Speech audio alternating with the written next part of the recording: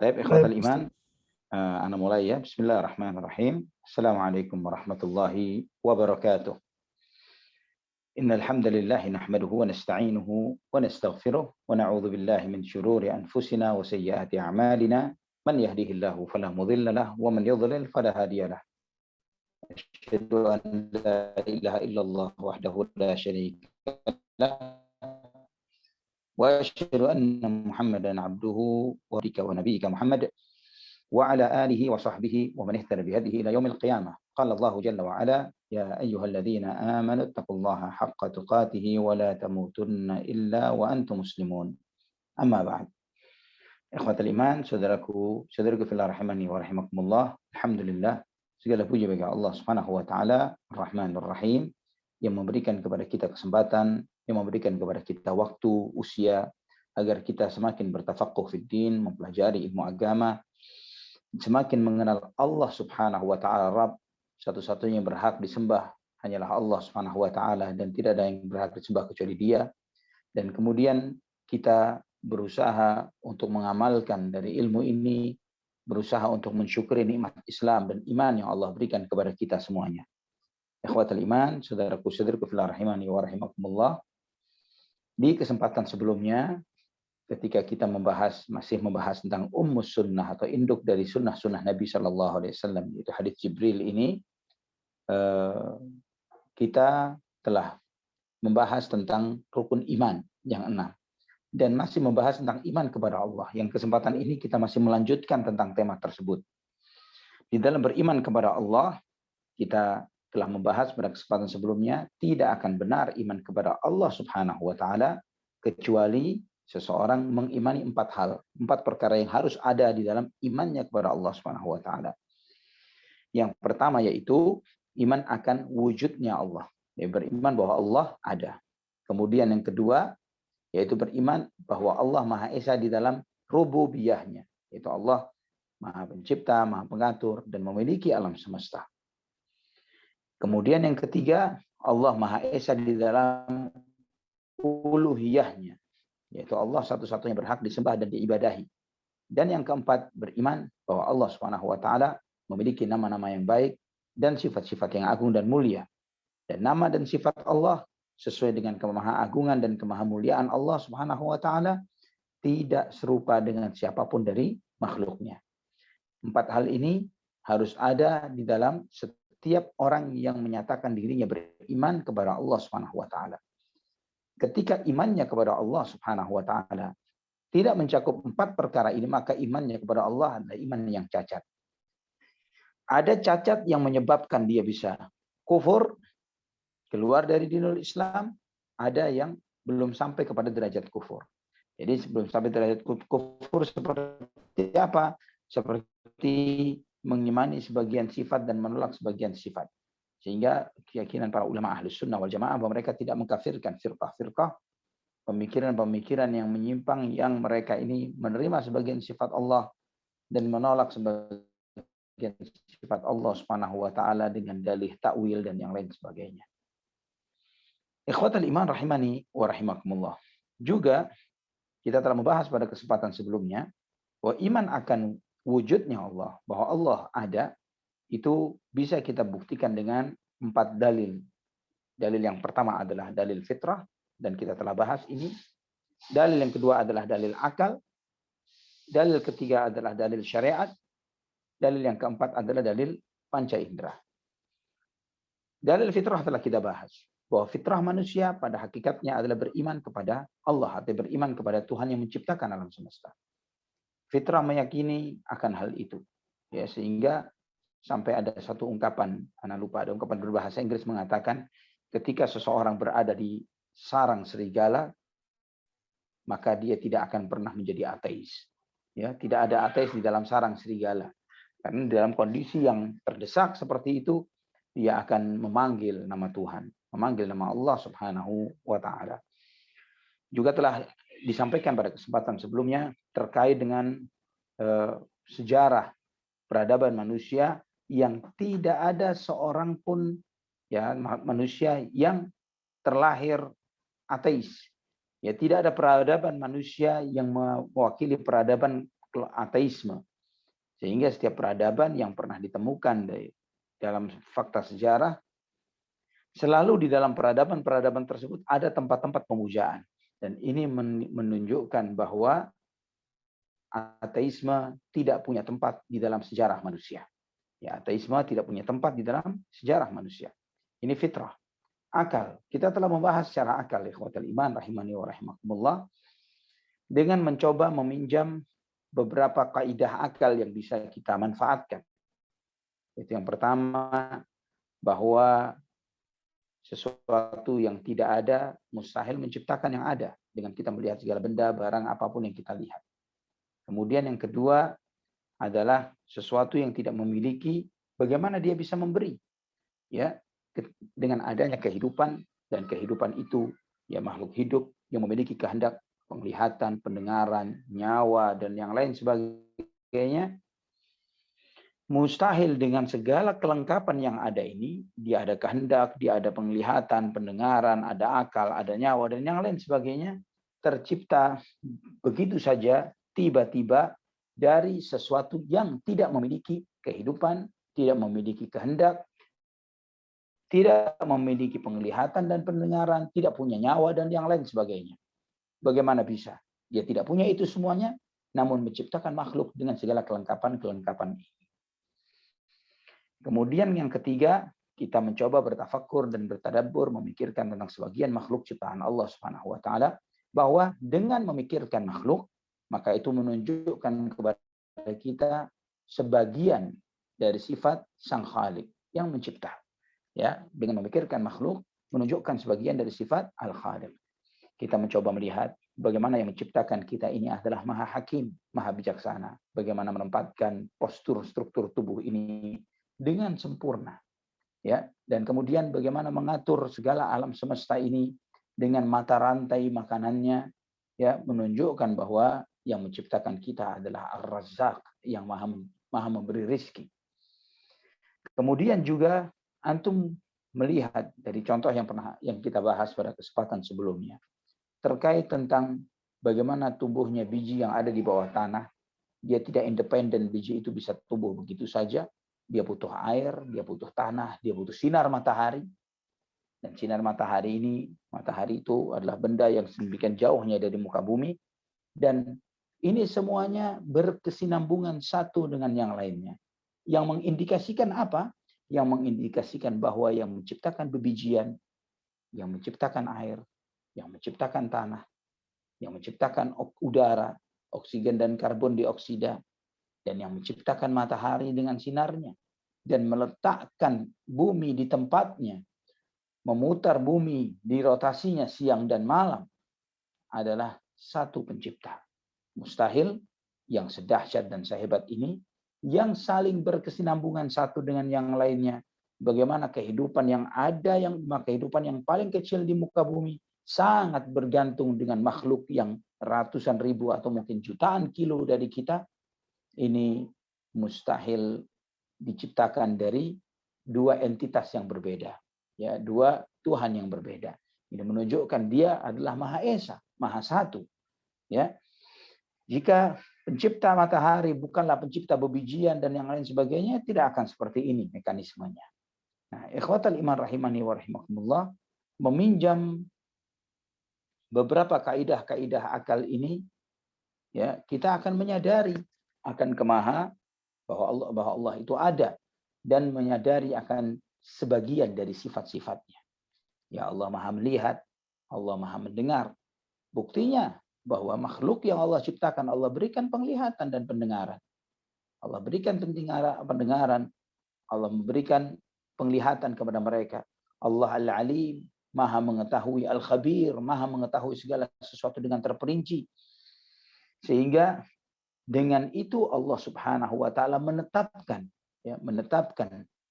makhluk ciptaannya ini dengan memberikan kebutuhan kepada mereka, walaupun manusia atau makhluk yang lainnya tercipta dalam keadaan belum membutuhkan hal-hal tersebut. Yang telah Anda contohkan pada contoh sebelumnya. Di dalam rahim kita belum butuh mata, belum butuh telinga, belum butuh paru-paru bahkan. Tapi kita dilengkapi itu semuanya. Kita belum butuh tangan dan kaki.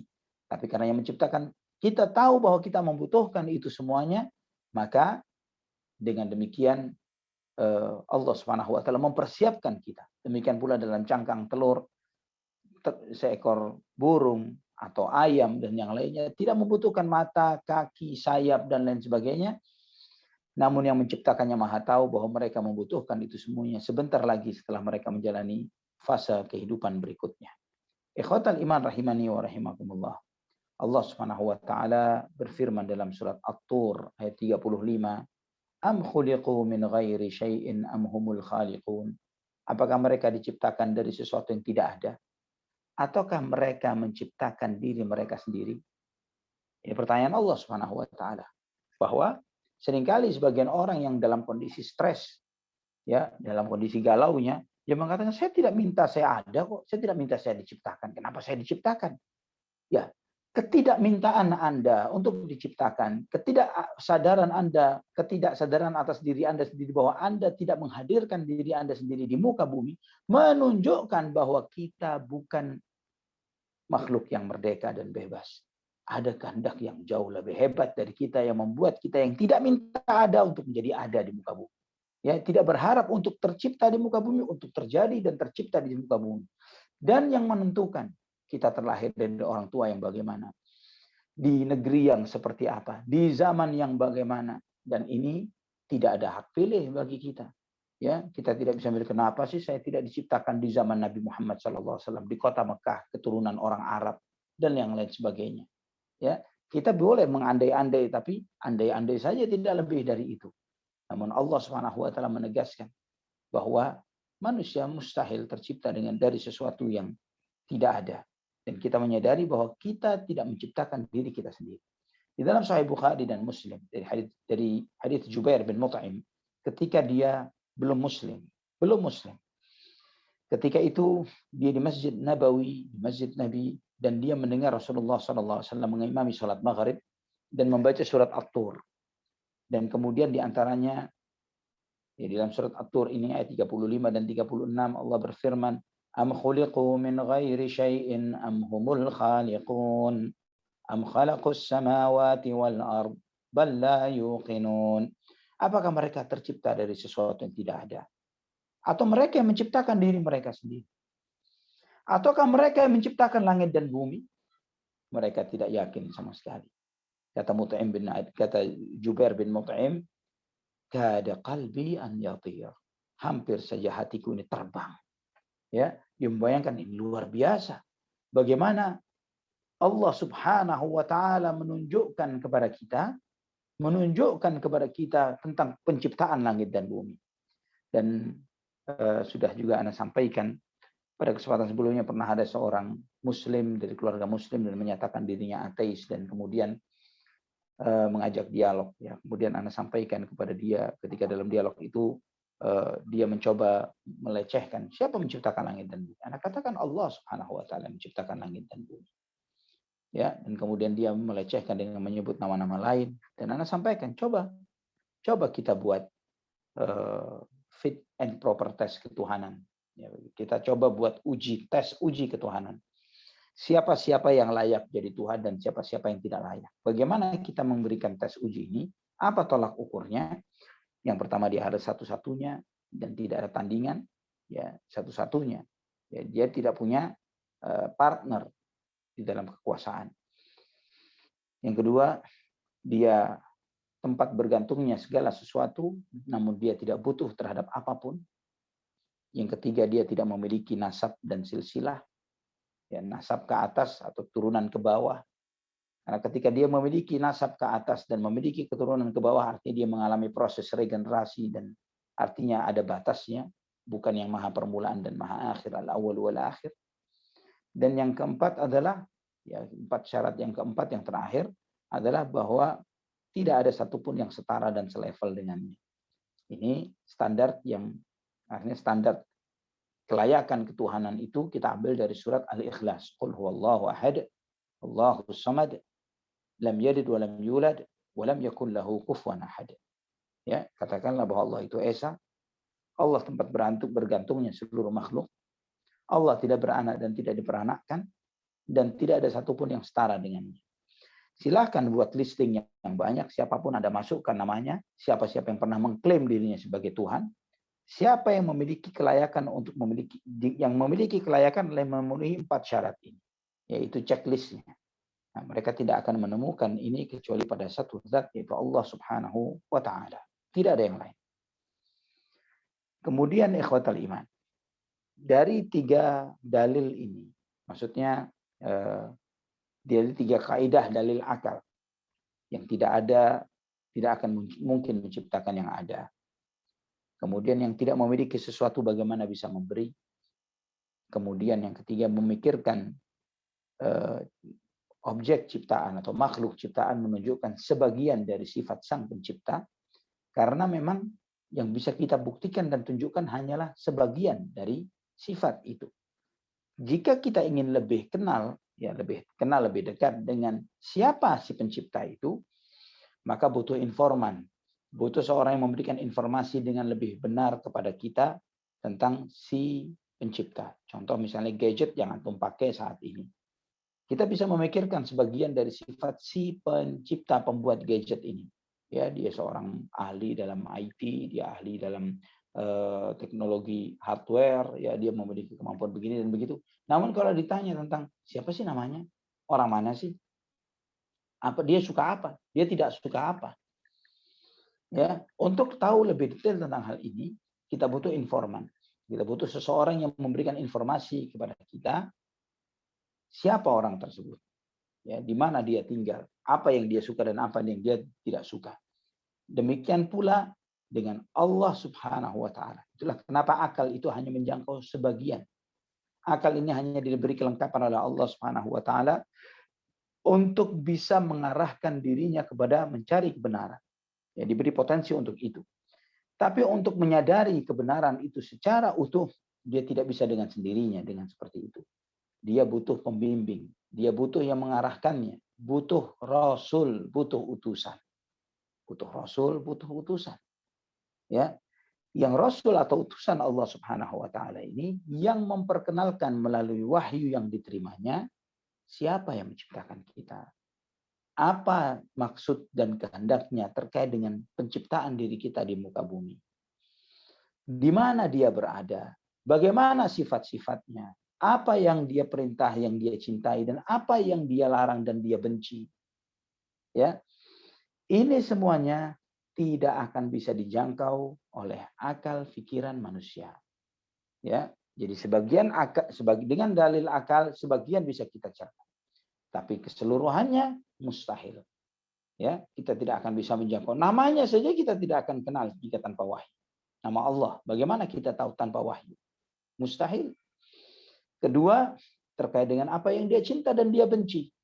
Bagaimana kita bisa mengetahui dengan benar apa yang Allah kehendaki dari penciptaan kita, apa yang mesti kita lakukan dan apa yang mesti kita tinggalkan di dalam kehidupan ini. Kemudian yang ketiga, setelah misi ini selesai, kemana kita? Apa yang akan kita peroleh? Ya, apa yang ingin kita peroleh? Kemana kita nanti akan pergi? Perjalanan roh ini kemana? Ya, kita katakan bahwa software kita namanya roh. Ini penamaan dari Allah Subhanahu wa Ta'ala. Ya, bukan dari diri kita sendiri, dari Allah Subhanahu wa Ta'ala. Nah, ikhwatal iman, saudaraku-saudaraku fillah rahimani wa rahimakumullah, ini semuanya yang menunjukkan bahwa kita manusia membutuhkan adanya wahyu. Ya, dan kebutuhan kita kepada wahyu lebih dahsyat, lebih besar ketimbang kebutuhan kita dari makan dan minum, bahkan dari oksigen dan udara yang kita hirup. Lebih besar dari itu. Karena fisik jika tidak diberi makan dia mati, demikian pula dengan roh, dengan jiwa. Jika dia tidak diberi makan dia akan sakit dan kemudian dia akan mati. Makanannya roh dan jiwa adalah wahyu, bimbingan dari Allah Subhanahu wa Ta'ala. Kemudian dalil yang ketiga, ya, pertama fitrah, dalil kedua akal, dalil yang ketiga adalah panca indera kita. Kita antum melihat berapa banyak sih manusia yang berdoa, ya, dan kemudian dengan doa itu dikabulkan oleh Allah Subhanahu wa Ta'ala. memanjatkan harapan dan keinginan di saat lapang maupun di saat susah, dan kemudian dikabulkan segala permohonan-permohonan itu. Ini yang kita saksikan. Ketika misalnya sebagian umat Islam yang mengalami kemarau yang berkepanjangan, kemudian melaksanakan sholat istisqa, minta turunnya hujan, dan tidak lama ketika turun hujan, Allahu Akbar. Ini di antara bukti-bukti yang menunjukkan bahwa Allah Subhanahu wa taala itu ada. Dan ditambah lagi dalil yang keempat, yaitu dalil syariat. Dalil syariat. Maksudnya apa dalil syariat? Dalil syariat ini adalah syariat Allah yang Allah turunkan ke muka bumi. Antum perhatikan kitab-kitab suci yang turun ke muka bumi kepada umat manusia, kepada para nabi dan para rasul. Ya, Suhuf Ibrahim, Taurat Musa, Zabur Daud, Injil Isa, Al-Quran kepada Nabi Muhammad sallallahu alaihi wasallam.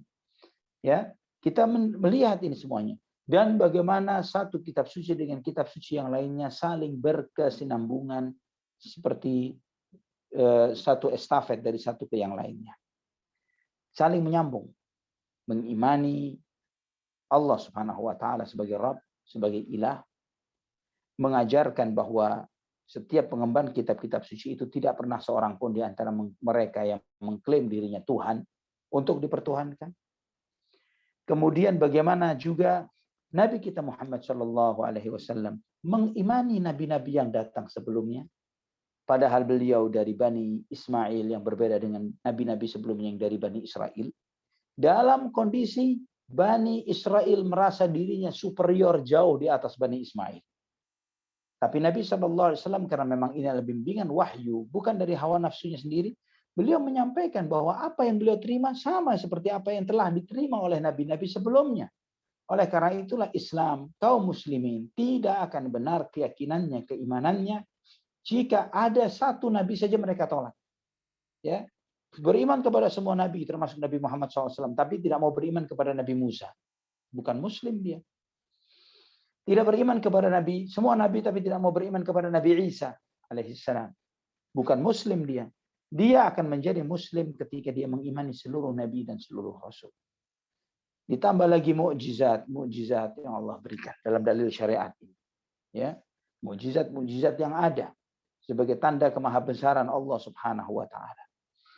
Ditambah lagi mukjizat yang super dahsyat, yaitu dilahirkannya Nabi Muhammad sallallahu alaihi wasallam di muka bumi.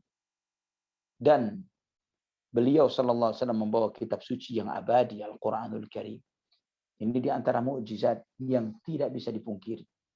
Ikhwatal iman rahimani wa rahimakumullah. Adanya Nabi Muhammad sallallahu alaihi wasallam ini adalah dalil terbesar akan adanya Allah Subhanahu wa taala. Setiap orang yang baca sirah, dia akan sadar. Bagaimana mungkin seorang Arab yang tinggal di kota Makkah terlahir ummi, buta huruf, ayahnya tidak mendidiknya, kakeknya pun tidak, sampai usia 40 tahun tidak pernah melantunkan bait-bait syair sedikit pun, tidak belajar baca tulis. Namun kemudian dia mengajarkan sebuah kebijaksanaan yang luar biasa yang mengalahkan kebijaksanaan yang pernah ada dari literatur-literatur yang muncul sebelumnya, dari latar belakang agama apapun di muka bumi. Bukan cuma mengalahkan kebijaksanaan tersebut, bahkan lebih dahsyat dari itu. Ajaran itu begitu berkesinambungannya dan sinerginya satu dengan yang lainnya, tidak ada kontradiksi satu dengan yang lainnya. Lau kana min 'indi ghairillahi lawajadu fihi ikhtilafan katsira. Andai kata bersumber dari selain Allah, niscaya mereka akan mendapatkan banyak perselisihan di dalamnya. Itu tidak ada. Ditambah lagi iradah syariah yang Allah tetapkan. Segala ketetapan syariat yang disyariatkan oleh Allah di dalam Al-Quran tidak bertentangan sama sekali dengan apa yang berjalan dan berlaku di muka bumi. Antum melihat contoh-contoh sedikit saja. Antum mengetahui bahwa Nabi Muhammad SAW terlahir dan besar dan tumbuh di tanah Arab yang susah air. Susah air. Kemudian Nabi SAW, ini asumsi misalnya, ini Nabi Muhammad SAW membuat syariat sendiri. Misalnya. Ya, seperti klaimnya orang-orang misionaris, orientalis, dan yang lain sebagainya. Jika Nabi Muhammad SAW membuat syariatnya sendiri, beliau tidak akan mencari masalah dengan menjadikan dasar bersuci itu pakai air. Karena bangsa Arab terdahulu, hanya karena berebut sumur, mereka bisa saling bunuh-bunuhan satu suku dengan suku yang lain. Malah menjadikan syariat mendasar di dalam bersuci yang harus dilakukan minimumnya sehari 5 kali, dasarnya pakai air. Sebentar-sebentar air. Sebentar-sebentar air. Dari berwudu sampai mandi. Ini cari masalah. Tapi karena syariat ini syariat yang bersifat universal. Bukan untuk orang Arab di masa itu saja, orang Mekah di masa itu saja. Tapi untuk seluruh umat manusia di muka bumi untuk setiap zaman dan waktu sampai hari kiamat. Ini contoh sederhana. Kemudian perintah sholat 5 waktu dengan berbahasa Arab. Kiblat yang sama. Seluruh penjuru bumi. Dan jika antum sadari kiblat ini adalah kiblatnya yang hidup dan yang mati.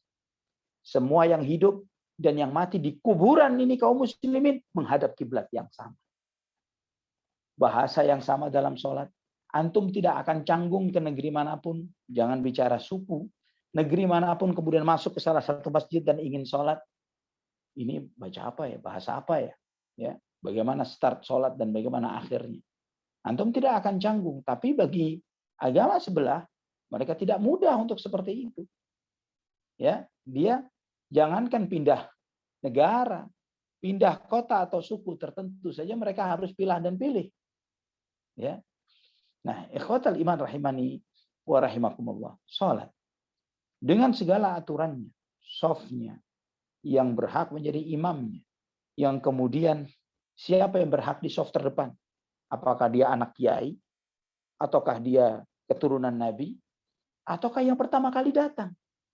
Tidak ada karena dia anak kiai, anak syekh, anak habib, atau apa kelebihan yang lainnya. Dia jenderal, orang kaya, maka dia harus ada di soft paling depan, pejabat. Tidak.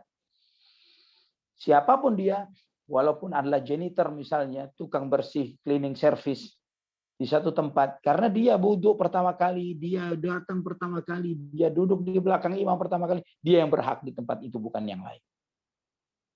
Ya, syiar yang sama, yang sangat universal. Ini bicara Nabi Muhammad SAW. Antum membaca sirah, itu tidak ada bukti yang lebih hebat akan adanya Allah melebihi sirah Nabi Muhammad SAW. Tidak ada. Jadi dalam sebuah dialog dengan seorang ateis, ada seorang muslim sampai mengatakan, bagaimana engkau mengingkari keberadaan Muhammad? Bagaimana engkau mengingkari keberadaan Muhammad? Dari bangsa, negara, bangsa yang tidak punya peradaban. Ya beda dengan misalnya Nabi Muhammad SAW misalnya terlahir dari peradaban Mesir yang hebat. Romawi yang dahsyat. Ya, Persia yang luar biasa. Jika Nabi SAW terlahir dari sana mungkin punya pendidikan, punya literatur, punya latar-latar belakang. Punya tokoh-tokoh yang diidamkan dan diidolakan. Tapi Nabi Muhammad SAW di kota Mekah siapa uswahnya, qudwahnya, pendahulunya. Namun tidak cukup dengan membawa kebijaksanaan yang dahsyat ini. Bahkan membawa umatnya, pengikutnya yang beriman dengannya untuk menjadi manusia-manusia paling mulia dan paling jaya di seluruh zaman dan waktu. Mengalahkan Persia, menguasai Al-Aqsa, Umar bin Khattab radhiyallahu anhu, sampai menguasai sepertiga dunia. Bagaimana mengingkari adanya Allah Subhanahu wa taala dengan ini? Ini mustahil. Ya, mustahil. Ya. Siapa yang bisa disejajarkan dengan Nabi Muhammad sallallahu alaihi wasallam? Siapa? Maka tidak heran jika seorang penulis Nasrani, tokoh mereka juga seorang pendeta kalau tidak salah atau seorang pastor, dia menulis buku 100 orang yang paling berpengaruh di muka bumi, Michael H. Hart. Dia menulis buku 100 orang tokoh yang paling berpengaruh di muka bumi, yang dia taruh dengan beberapa penilaian. Ya, dia menyampaikan beberapa penilaian, standarnya bahwa dia adalah orang sukses secara spiritual untuk dirinya dan untuk orang lain. Sukses dunia untuk dirinya dan untuk setiap pengikutnya. Memberikan keselamatan, juru selamat. Juru selamat yang sejati dan hakiki, bukan hanya menyelamatkan fisiknya, tapi menyelamatkan rohaninya. Memberikan kemenangan dan kejayaan dunia dan akhirat. Ya, memberikan kejayaan. Juru selamat sejati Nabi Muhammad SAW, bukan yang lain. Dia menempatkan Nabi Muhammad SAW nomor 1. Bahkan Tuhannya ditempatkan sekian belas sesudah. La haula wala quwata illa billah. Bukti apalagi yang bisa dijadikan sebagai hujjah dan bukti akan kebenaran Rasulullah SAW. Jika ini bicara secara global, kita masih bicara secara global dari syariat ini. Belum lagi ketika antum lebih masuk lagi ke dalam syariat ini lebih dalam. Ya, tentang aturan pernikahan. Kenapa sih pernikahan itu harus ada mahram? Kenapa kalau nikah dengan mahram? Kenapa tidak boleh? Adanya aurat, adanya perceraian. Agama lain mungkin heboh dengan hal ini. Tapi Islam banyak hikmah yang bisa dieksplor terkait tentang adanya perceraian di dalam syariat pernikahan. Tidak cukup sampai di sana. Kemudian ketika seorang wanita selesai bercerai dengan pasangan sebelumnya atau ditinggal mati, apakah dia boleh menikah lagi? Boleh. Apa syaratnya? Kapan dia boleh? Yang kita sebut dengan istilah masa iddah. Masa iddah. Ini bagaimana? Ilmu pengetahuan modern sekarang pun akhirnya membuktikan bahwa memang benar bahwa ternyata wanita itu dengan pernikahan sebelumnya terdapat jejak, ya, semacam sidik jari yang masih nempel di tubuhnya kurang lebih 4 bulanan, bahkan lebih dari 4 bulan itu masih ada jejaknya di dirinya, dan itu baru hilang setelah itu sesuai dengan fase masa iddah yang diajarkan dalam syariat. Ya Allah, ini dalil di antara dalil-dalil akan adanya Allah Subhanahu wa taala. Namun ini baru bagian pertama, akhi fillah, ikhwati fillah ikhwani wa akhwati fillah rahimani wa rahimakumullah. Dari iman kita kepada Allah, iman kepada wujudnya Allah. Alhamdulillah sudah clear, sudah beres. Ya. Kemudian kita masuk kepada poin yang kedua dari iman kepada Allah, ya. Yang kedua, yang tidak akan benar jika dia tidak meyakini ini. Setelah dia mengimani Allah Subhanahu wa taala itu ada, dia mengimani bahwa Allah Subhanahu wa taala adalah Maha Esa dalam penciptaan, pengaturan, dan memiliki alam semesta, yang mengatur, yang memberi rizki. Alam semesta ini adalah Allah Subhanahu wa taala. Dialah Allah Subhanahu wa taala menciptakan seluruh makhluk, yang memberi rizki mereka, yang menghidupkan dan mematikan mereka. Dan dalilnya begitu banyaknya dalam Al-Quran dan Sunnah Nabi SAW. Allah berfirman dalam surat Al-A'raf ayat 54, Ala lahul khalqu wal amru tabarakallahu rabbul alamin. Ketahuilah, miliknya lah penciptaan dan ketetapan. Penciptaan dan perintah. Maha berkah Allah, Rabbnya alam semesta. Maha berkah Allah, Tuhannya seluruh alam semesta. Allah sebutkan al-khalqu wal amr. Al-khalqu ini penciptaan, al-amr ini terkait dengan syariat, perintah dan larangan. Ini menunjukkan kepada kita bahwa perintah dan larangan, yaitu firman-Nya, bukanlah ciptaan, bukan makhluk. Al-Quran bukan makhluk. Al-Quran kalamullahi azza wa jal. Al-Quran adalah kalamullah. Ya. Tabarakallahu rabbul alamin. Maha berkah Allah. Dialah Rabb yang menciptakan seluruh alam semesta. Dan juga Allah berfirman di surat Al-Baqarah ayat 29, "Walladzi khalaqa lakum ma fil ardi jami'a." Dialah Allah yang menciptakan untuk kalian segala sesuatu yang ada di muka bumi. Ikhwatal iman rahimani wa rahimakumullah. Nah, meyakini, mengimani bahwa Allah satu-satunya mencipta, mengatur, memiliki alam semesta, yang memberi rizki mereka, yang menghidupkan dan mematikan.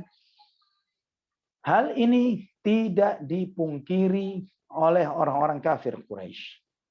Walaupun mereka dikatakan kafir, dikatakan musyrik, Namun jika antum bertanya kepada mereka, kepada Abu Jahal, kepada Abu Lahab dan yang lainnya, ya Abu Jahal, ya Abu Lahab, siapa yang menciptakan langit dan bumi?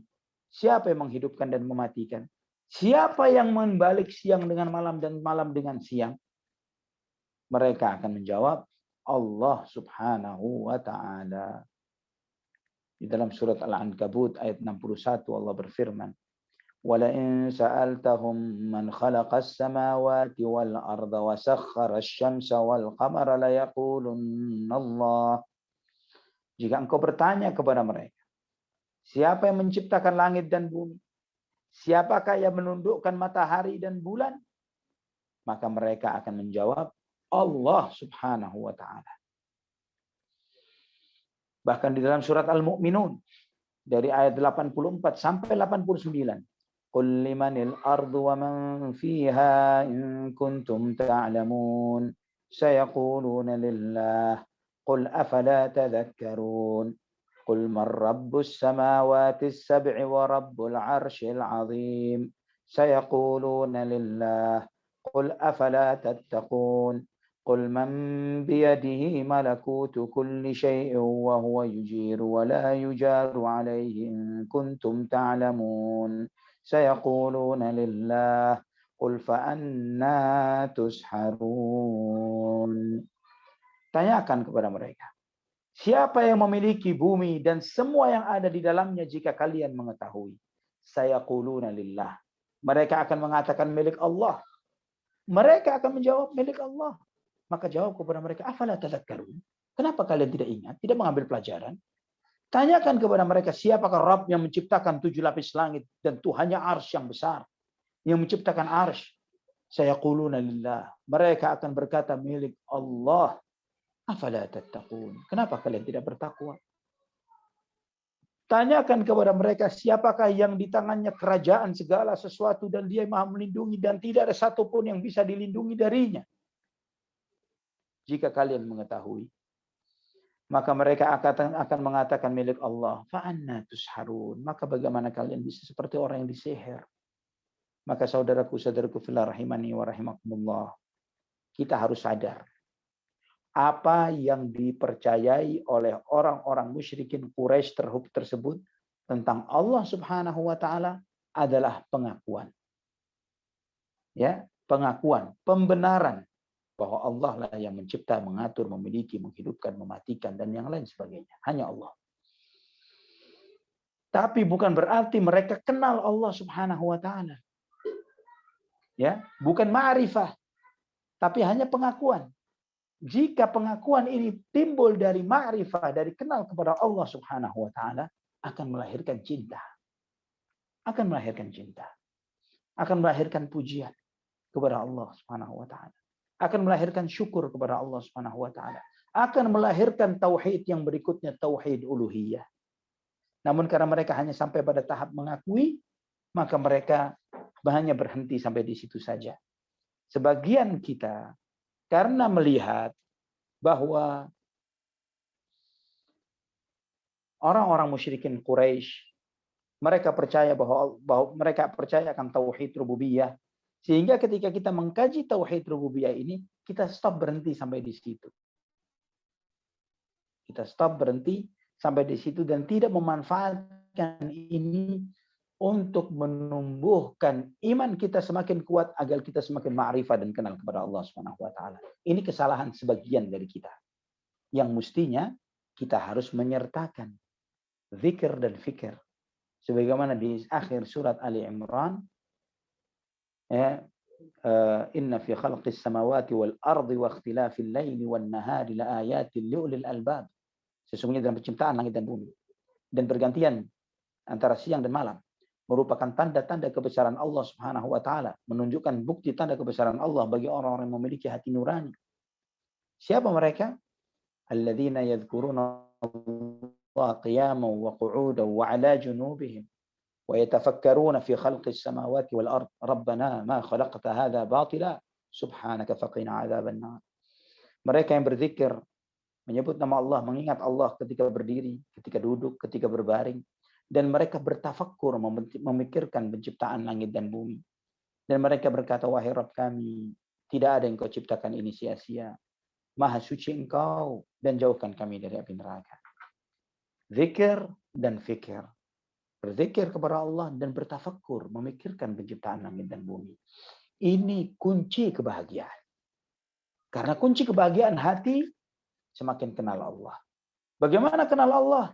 Memanfaatkan wahyu yang Allah firmankan Al-Quranul Karim dan memanfaatkan akal pikiran kita yang Allah anugerahkan kepada kita untuk semakin kenal Allah. Maka tidak ada manusia yang lebih bahagia melebihi Rasulullah Sallallahu Alaihi Wasallam karena beliaulah yang paling kenal Allah Subhanahu Wa Taala. Maka tidak heran karena kenalnya beliau kepada Allah sampai meminta di dalam doanya, di dalam solatnya, wa as'aluka syauqa ila liqa'ik wa ladzatan nazari ila wajhik. Ya Allah, aku meminta kepadamu kerinduan untuk berjumpa denganmu. Ya Allah, aku meminta kepadamu nanti melihat wajahmu. Kesempurnaan cinta beliau sallallahu alaihi wasallam kepada Allah Subhanahu wa taala. Maka setelah Rasulullah sallallahu alaihi wasallam, kemudian para sahabat, kemudian tabi'in, tabi'ut tabi'in, kemudian para ulama-ulama yang meniti jejak salafun saleh terdahulu, yang mereka dengan sempurnanya memanfaatkan, menggunakan wahyu yang telah Allah wahyukan kepada Nabi kita Muhammad SAW, Al-Quran dan sunnah Nabi SAW. Kemudian menggunakan akal fikiran yang mereka peroleh untuk bertafakkur, memikirkan penciptaan langit dan bumi, tentang syariat Allah, menunjukkan kemahagungan dan kemuliaan Allah. Ikhwatal iman, jangan dikira ketika antum mengkaji ayat-ayat hukum misalnya, antum tidak akan melihat kemahabesaran Allah dari situ. Antum akan melihat kemahabesaran Allah dengan sangat luar biasa di dalam ayat-ayat syariat dan hukum. Dalam setiap aturan Allah, di situ menunjukkan kemahaadilan Allah Subhanahu wa taala. Dan bagaimana kemahaadilan itu jika antum bandingkan dengan aturan-aturan yang berlaku di muka bumi. Semakin menunjukkan akan kemahasempurnaan, maha adilnya Allah Subhanahu wa taala. Contoh, syariat menyembelih hewan kurban. Syariat menyembelih hewan kurban. Apa yang harus dipotong? Bahimatul an'am, binatang ternak. Unta, sapi atau kambing. Bisa antum bayangkan jika yang harus dikorbankan adalah gajah misalnya. Gajah di masa itu ada. Banyak.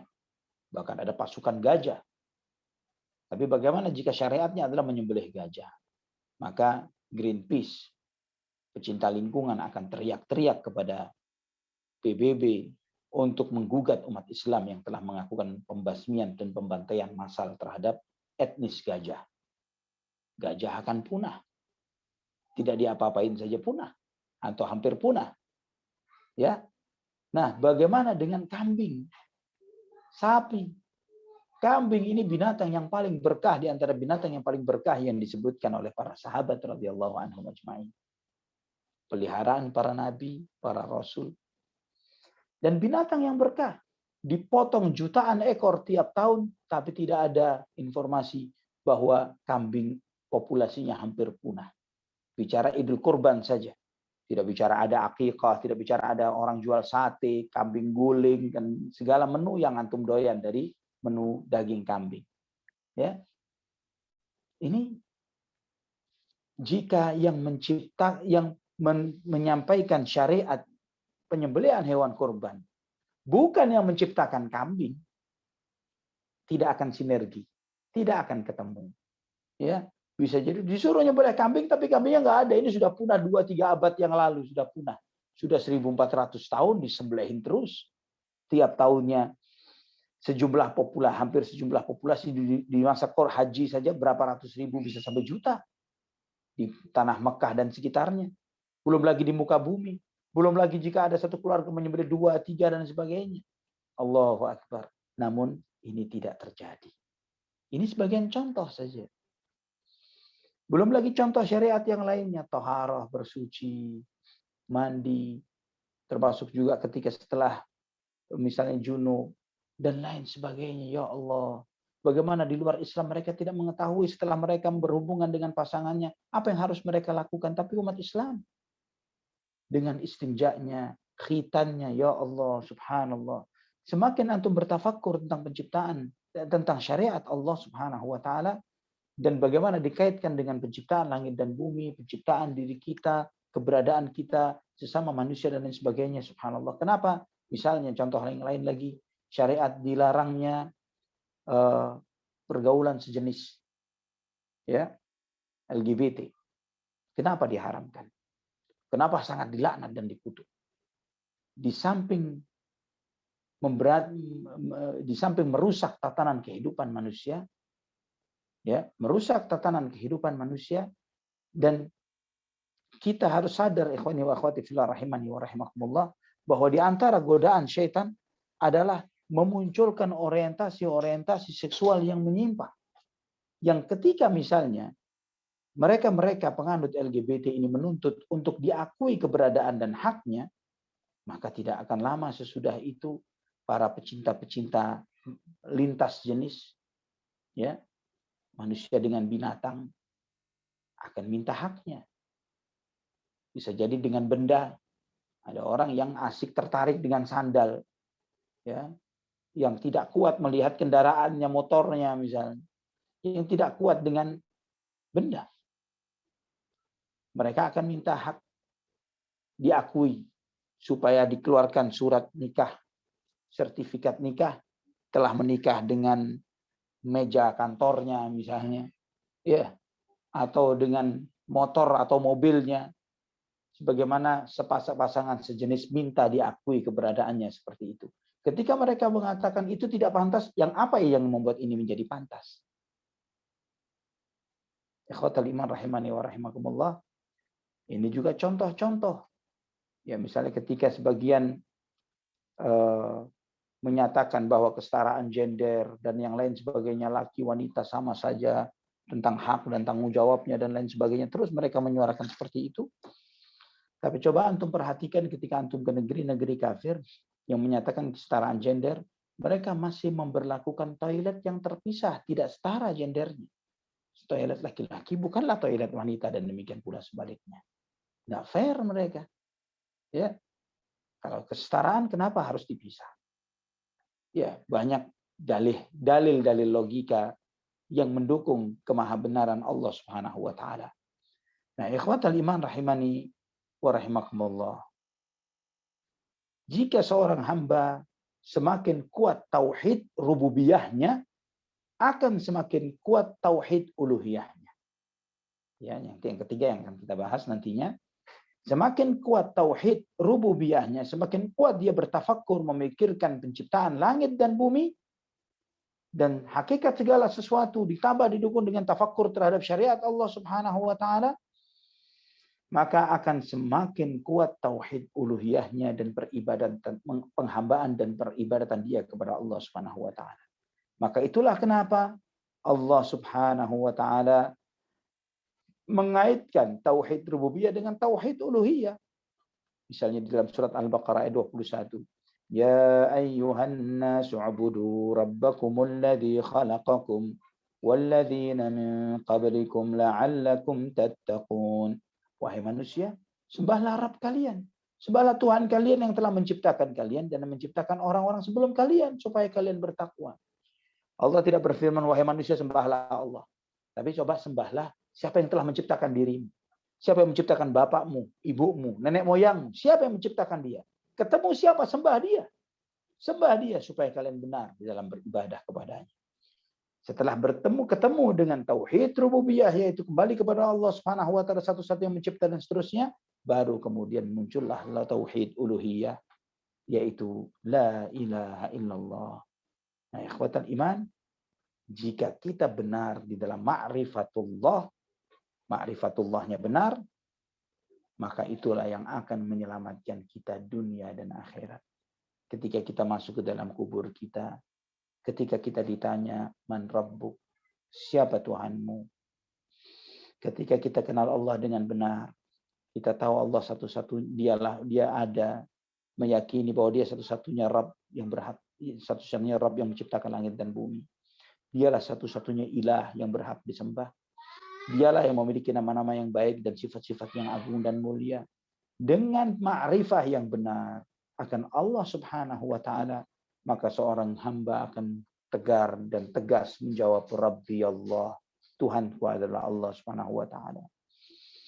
Namun jika ma'rifahnya hanya terbatas hanya sekedar pengakuan saja, ya tahulah Allah yang mencipta, tahulah seperti keyakinannya orang-orang musyrikin Quraisy, maka tidak heran ketika mereka nanti ditanya di kuburnya, mereka gelagapan dan mereka mengatakan la adri, saya tidak tahu, saya tidak tahu. Allahul musta'an wala haula wala quwata illa billah. Nah, nanti insyaallah pada kesempatan berikutnya kita akan membicarakan tentang tauhid uluhiyah dan al-asma was sifat. Ya, kita masih bicara tentang iman kepada Allah.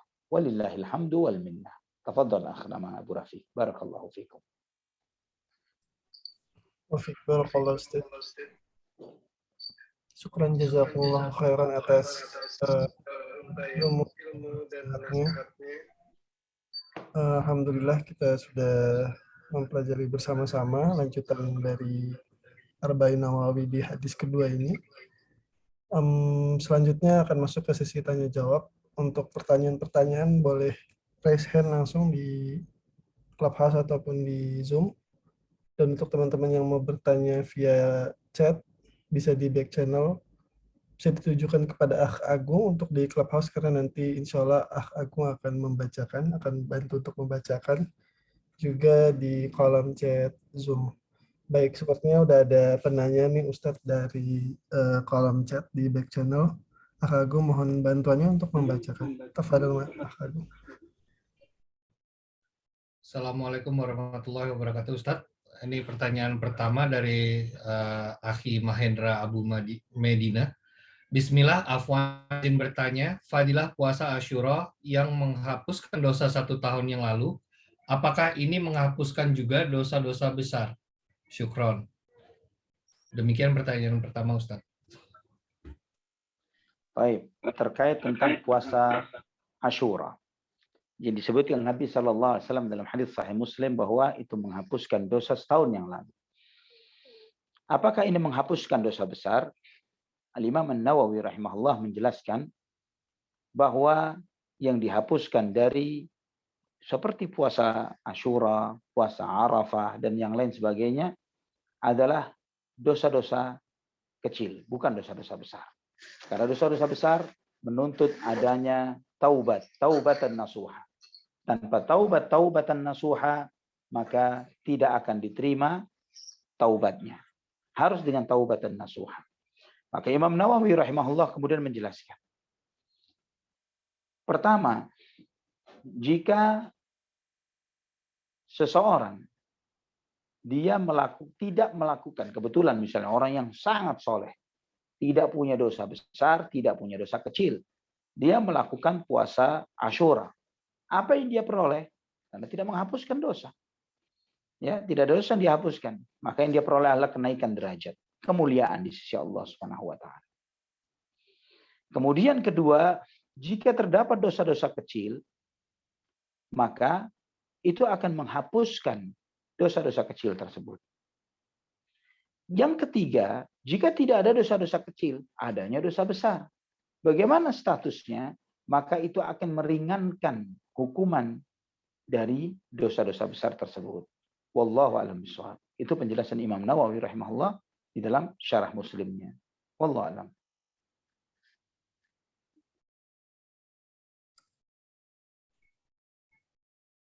Baik, pertanyaan lagi selanjutnya Akh Agung mohon dibacakan. Nah, berikutnya dari Akhi John Pinkuah, Ustadz. Bismillahirrahmanirrahim. Semoga Ustadz selalu diberkahi dan seluruh panitia juga selalu diberkahi Allah Subhanahu wa taala. Bagaimana kita bisa atau menyadarkan sebagai hamba Allah jika Allah itu selalu ada di sekitar kita dan selalu apapun yang terjadi terhadap hidup kita adalah buah tiada kehendak selain kehendak Allah. Agar kita selalu bersyukur menerima ketentuan tentang hidup kita karena semuanya Allah yang berkehendak. Jadi inti pertanyaan ini menyadarkan sebagai hamba Allah yang untuk meyakini keberadaannya, Ustaz. Ya, ana paham. Barakallahu fiik, jazakallahu khair, Ustaz. Wafikum barakallah. Menghadirkan kesadaran bahwa Allah Subhanahu wa taala yang mengatur alam semesta, yang menciptakan, yang mengatur alam semesta ini. Jadi, akhwani wa akhwati fillah rahimani wa rahimakumullah, beriman akan takdir. Ini konteksnya beriman kepada takdir, kepada ketetapan Allah Subhanahu wa taala. Dan kemudian berbuah kepada sabar dan syukur. Ini yang menimbulkan, yang membangkitkan keimanan kepada seorang hamba. Bagaimana caranya agar menghadirkan ke dalam diri kita akan hal itu? Subhanallah, Islam mengajarkan secara lengkap akan hal ini. Di antara kiatnya, yaitu percaya akan takdir. Nanti tentang how to-nya, tentang bagaimana kita beriman dan percaya kepada takdir, pada tempatnya, pada waktunya kita akan membahasnya. Ya. Setelah seseorang beriman kepada takdir, konsekuensinya adalah dia meyakini bahwa langit dan bumi siapa yang mencipta? Allah Subhanahu wa taala. Kemudian dia meyakini bahwa Allah di dalam menciptakan langit dan bumi dan semua ini, segala ketetapannya pun ditulis oleh Allah di dalam ketetapan takdir, catatan takdir, di lauhul mahfuz. Besar kecil dicatat oleh Allah Subhanahu wa taala. Tidak ada yang luput dari catatan Allah. Kemudian meyakini bahwa Allah Subhanahu wa taala Maha berkehendak. Tidak akan terjadi apapun di langit dan bumi di luar kehendak Allah Subhanahu wa taala. Semuanya terjadi atas kehendak Allah Subhanahu wa taala. Nah, dengan pengetahuan-pengetahuan ini berdasarkan Al-Qur'an, berdasarkan sunnah Nabi SAW, kemudian dipupuk dengan pemahaman. Misalnya, contoh Allah berfirman, "Ma asabakum fil ardi wala fi anfusikum illa fi kitabim min qabli an nabra'aha. Inna dzalika 'ala Allah yasir. Likai la ta'saw 'ala ma fatakum wa la tafrahu bima atakum. Wallah innallaha la yuhibbu kulla mukhtalin fakhur." Apapun yang menimpa dirimu, apa yang terjadi di muka bumi, semuanya sudah tercatat di dalam sebuah kitab, dalam lauhul mahfuz, sebelum kami menciptakannya. Dan kami sampaikan hal itu kepada kalian, supaya kalian tidak menyesal terhadap apa yang tidak luput, yang terluput dari tangan kalian, yang tidak bisa kalian raih, yang mestinya kalian dapatkan, ternyata kalian tidak mendapatkan, supaya kalian tidak menyesal akan hal itu. Wala ta'saw 'ala ma wala tafrahu bima atakum. Dan supaya kalian tidak terlalu berbangga dengan apa yang telah kamu terima. Karena apa? Yang luput dari tangan kita, ketetapan Allah Subhanahu wa taala. Yang jadi milik kita, ketetapan Allah Subhanahu wa taala. Dan Allah tidak menyukai orang yang berbangga dan lagi sombong. Ya. Jadi banyak buah hebat, buah manfaat yang luar biasa yang dirasakan oleh seseorang yang beriman kepada takdir. Ya. Bahwa dia tidak akan menjadi orang yang mudah berputus asa, mudah kecewa, mudah tersakiti, dan pula tidak akan menjadi orang yang terlalu berbangga dan sombong, mengatakan ini semua adalah hasil jerih payah saya dan seterusnya. Tidak akan menjadi seperti itu. Dari beriman kepada takdir. Nanti tentang bagaimana beriman kepada takdir, kita akan membahas di rukun iman yang ke-6. Wallahu a'lam bishawab.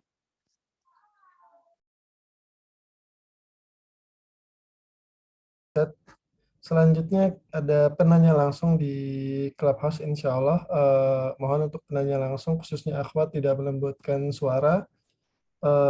Dan juga jangan lupa untuk mendoakan guru kita, Ustadz, memberikan salam, juga mendoakan kepada penulis buku yang sedang kita bahas ini.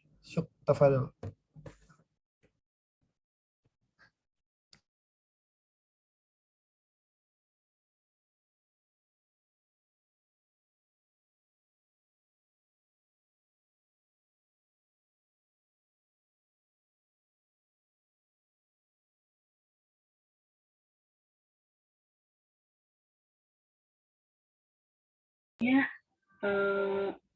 Pertanyaan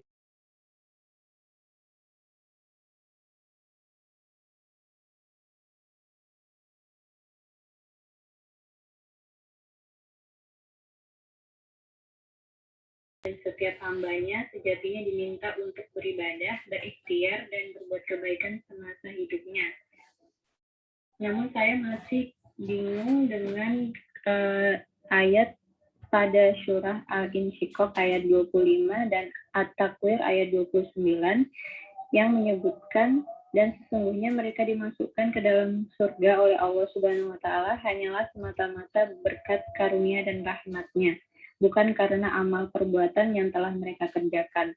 Lalu pada surah At-Takwir menyebutkan barang siapa yang dia kehendaki mendapat petunjuk, niscaya ia mendapatkannya. Dan barang siapa yang dia kehendaki sesat, niscaya dia tersesat darinya. Yang saya ingin tanyakan bagaimana maksud dari kedua ayat tersebut untuk dipahami dengan benar, Ustaz. Jazakallah khairan. Terkait tentang pertama, surga adalah rahmat Allah Subhanahu wa taala. Kedua, tentang kehendak Allah Subhanahu wa taala di atas kehendak makhluknya. Surga adalah rahmat Allah Subhanahu wa taala, bukan karena hasil jerih payah dan amal perbuatan. Itu adalah sebagaimana Nabi sallallahu alaihi wasallam bersabda, la yadkhulul jannah ahadun bi'amalihi. Tidak ada seorang pun yang masuk surga karena amalnya. Sampai sahabat pun bertanya, wala anta ya Rasulullah, bagaimana dengan engkau? Nabi SAW menyebutkan, wala ana. Saya pun juga bukan masuk surga karena aku. Wala illa an yataghammadani Allahu birahmatihi. Kecuali Allah Subhanahu wa taala yang telah memberikan rahmatnya kepadaku. Artinya masuk surga karena rahmat Allah Subhanahu wa taala. Maksudnya dari hadis ini, dari penjelasan ini adalah bahwa surga itu bukanlah harga yang setimpal, kompensasi yang apple to apple dengan amal perbuatan yang kita lakukan. Ya. Surga itu begitu hebatnya, begitu dahsyatnya, begitu luar biasanya dibandingkan dengan amal kita. Sedangkan amal kita sendiri adalah bagian dari rahmat Allah. Kita ini tidak akan bisa hadir di majelis ilmu ini, tidak akan bisa sholat maghrib dan isya tadi, tidak akan bisa sholat subuh besok tanpa kehendak Allah Subhanahu wa taala. Allah yang memberikan kepada kita energi, Allah yang memberikan kepada kita kehendak, keinginan, Allah yang memberikan kesempatan dan waktu. Itu semuanya bagian dari rahmat Allah, yang dengan rahmat Allah Subhanahu wa taala kita bisa beribadah. Ya. Karena itulah seseorang bisa beramal karena rahmat Allah Subhanahu wa taala. Jadi jangan salah dipahami kemudian mengatakan kamu yang sholat, yang puasa belum tentu masuk surga, dan juga yang berbuat maksiat belum tentu masuk neraka, karena surga itu bukan karena imbalan karena sholat kamu dan taat kamu. Neraka juga bukan karena maksiatnya seseorang. Surga itu murni karena rahmat Allah. Ini omongan batil, ya, asumsi yang salah. Ya, surga, seseorang untuk masuk surga, Allah sebutkan dalam Al-Quran, syarat-syaratnya adalah beriman dan beramal saleh. Ya, penyebab masuk neraka adalah karena berbuat dosa dan maksiat dan kekufuran. Ini jelas. Tidak akan mungkin keputusan hukum yang berlaku nanti di akhirat bertentangan dengan aturan yang berlaku di dalam Al-Quran. Mustahil. Ya. Jadi yang dimaksud bahwa tidak ada yang masuk surga karena amalnya, tapi karena rahmatnya adalah karena memang harganya surga begitu mahalnya, tidak sebanding dan setimpal dengan amal perbuatan yang kita lakukan. Jadi surga bukanlah harga yang apple to apple, yang betul-betul sesuai dengan imbalan ibadah yang kita lakukan. Ini terkait tentang jawaban yang pertama. Mengenai yang kedua tentang kehendak. Memang benar bahwa kehendak itu tidak akan terjadi kecuali dengan kehendak Allah Subhanahu wa taala. Ya, bahwa kehendak Allah Subhanahu wa taala di atas kehendak makhluknya. Namun antum harus ingat, ya, akhi fillah, ukhti fillah rahimani wa rahimakumullah, bahwa Allah Subhanahu wa taala tidak pernah berbuat zalim kepada hambanya. Wala yadhlimu rabbuka ahada. Wala yadhlimu rabbuka ahada. Tuhanmu tidak pernah berbuat zalim kepada siapapun. Artinya apa? Ketika seseorang itu tersesat, itu adalah pilihan hamba tersebut. Dia memilih tersesat dan Allah Subhanahu wa taala mengarahkan sesuai dengan apa yang dia pilih. Falamma zaghu, di dalam surat As-Saff Allah Subhanahu wa taala berfirman, falamma zaghu azaghallahu qulubahum. Tatkala mereka memilih untuk tersesat, maka Allah semakin belokkan hati mereka untuk semakin tersesat. fi qulubihim maradun fazadahumullahu maradun. Di dalam surat Al-Baqarah, di dalam hati mereka ada penyakit, Allah tambahkan di dalam hati mereka itu penyakitnya ditambah oleh Allah. Karena memang itu hukuman terhadap pilihan mereka. Itu hukuman terhadap pilihan mereka. Nah, kemudian juga contoh yang lain. Allah berfirman, فَأَمَّا مَنْ أَعْطَى وَاتَّقَى وَصَدَّقَ بِالْحُسْنَى فَسَنُيَسِّرُهُ لِلْيُسْرَى وَأَمَّا مَنْ بَخِلَ وَاسْتَغْنَى وَكَذَّبَ بِالْحُسْنَى فَسَنُيَسِّرُهُ لِلْعُسْرَى. Orang-orang yang bertakwa, yang mau bersedekah, bertakwa, dan membenarkan balasan kebaikan bagi orang-orang yang berbuat baik, fasanuyassiruhu lil yusra. Kami akan mudahkan dia untuk selalu mendapatkan kemudahan. Kemudahan beramal, kemudahan istiqamah, kemudahan husnul khatimah, kemudahan masuk surga. Karena dia berkehendak untuk bersedekah, bertakwa, beriman kepada Allah Subhanahu wa taala. Wa amma man bakhila wastaghna wa kadzdzaba bil husna.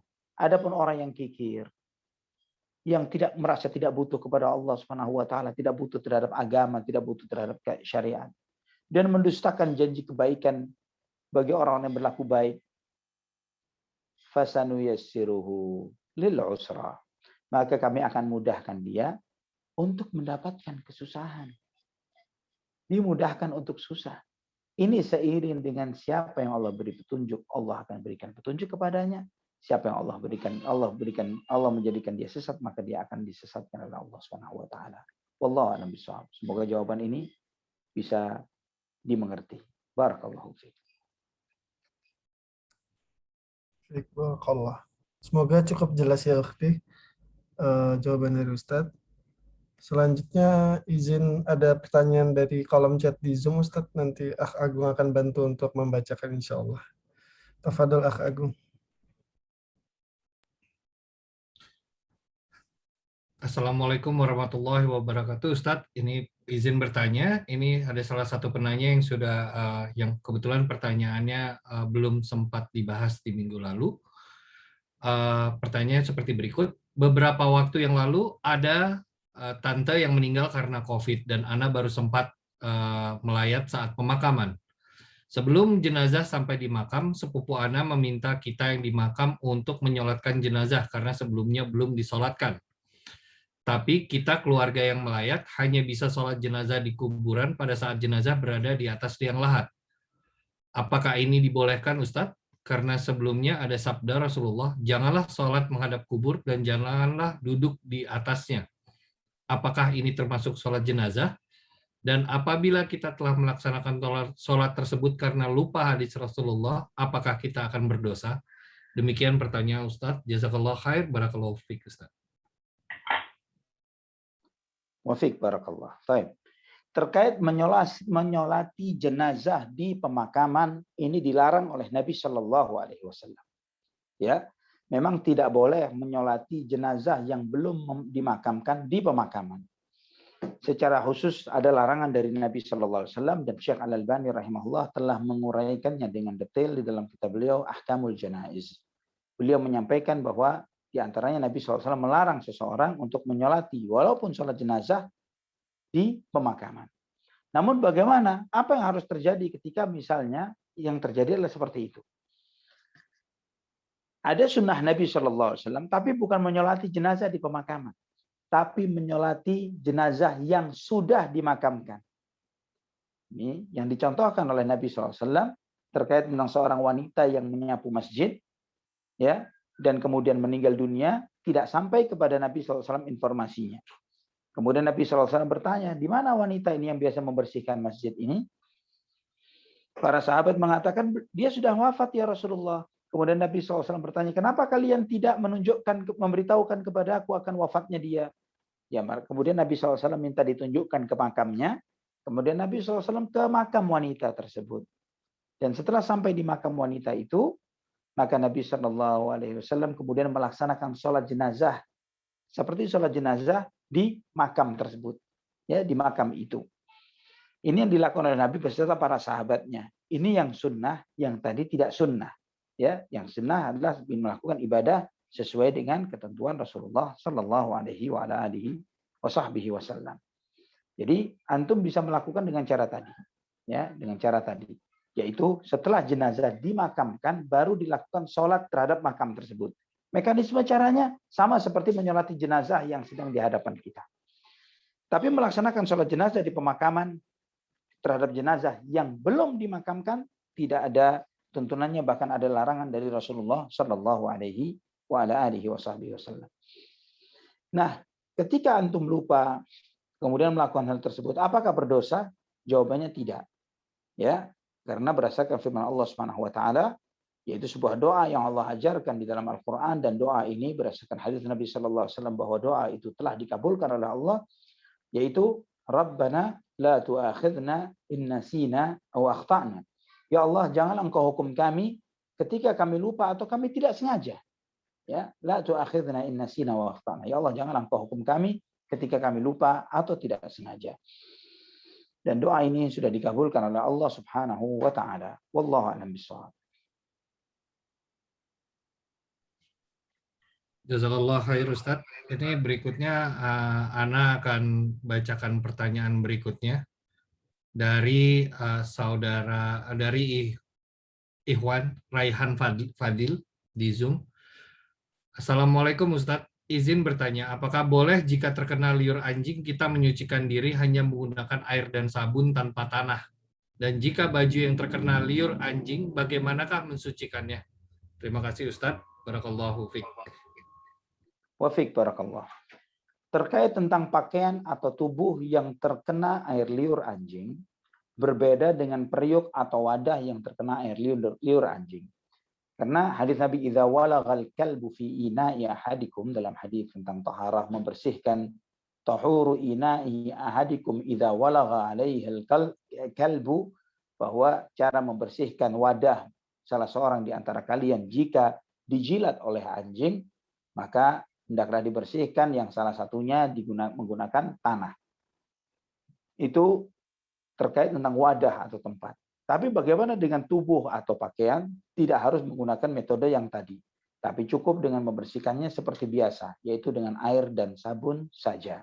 Wallahu a'lam bishawab. Tidak perlu dengan metode yang seperti dicontohkan oleh Nabi SAW, karena itu khusus terkait tentang wadah, tempat makan atau tempat minum, dan yang semisalnya. Wallahu a'lam bishawab.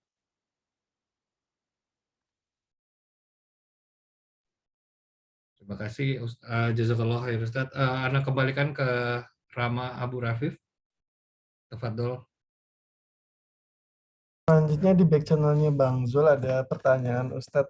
Tafadhol Bang Zul, mohon bantuannya untuk membacakan dari back channel antum. Barakallahu fiik.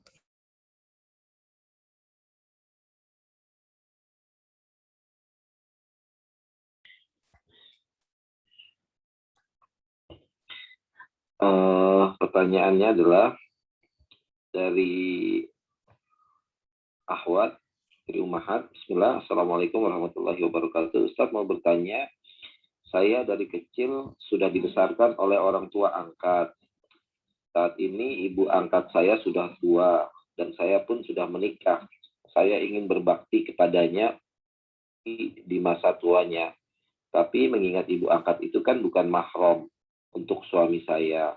Apakah boleh kami tinggal serumah Ustaz? Soalnya saat ini beliau tinggal di luar pulau sendirian. Jazakallah khairan.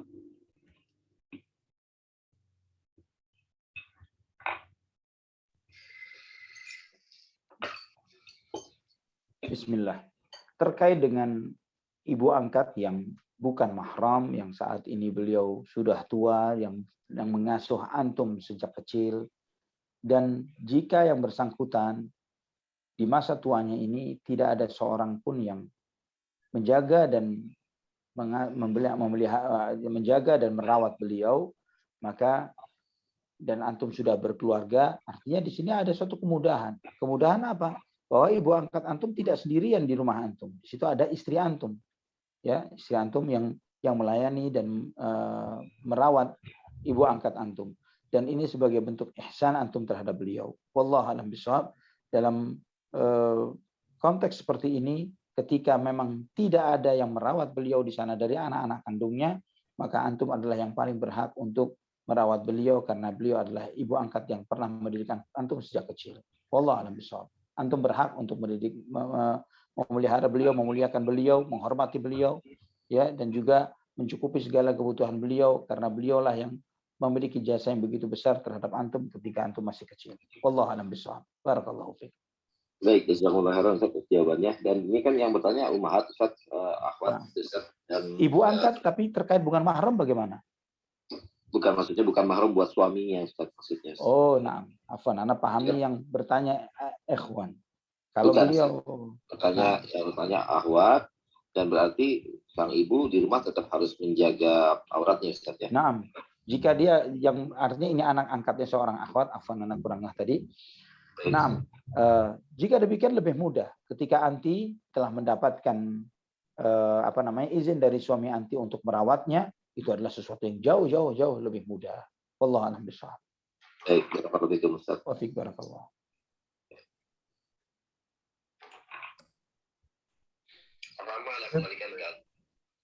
Barakallahu fiik Bang, syukran jazakallahu khair. Selanjutnya untuk Ratih, silakan. Mohon untuk tidak melembutkan suaranya, memberikan salam kepada Ustaz serta mendoakan Ustaz. Tafadhol. Bismillahirrahmanirrahim. Assalamualaikum warahmatullahi wabarakatuh. Semoga Allah merahmati Ustaz beserta teman-teman dan Imam Nawawi rahimahullah. Afwan Ustaz ingin bertanya, apabila kita terlalu menggantungkan